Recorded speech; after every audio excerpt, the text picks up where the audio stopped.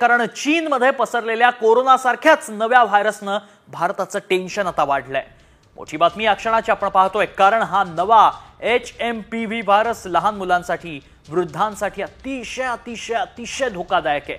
जेव्हा कोरोना भारतात आला होता तेव्हा त्याचा पहिला रुग्ण केरळमध्येच आढळला। याच पार्श्वभूमीवर केरळ आणि तेलंगणा राज्याला अलर्ट देण्यात आलाय।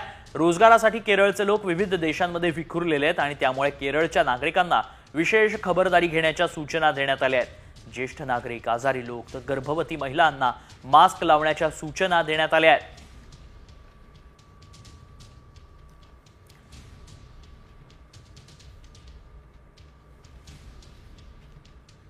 कारण चीनमध्ये पसरलेल्या कोरोनासारख्याच नव्या व्हायरसनं भारताचं टेन्शन आता वाढलंय।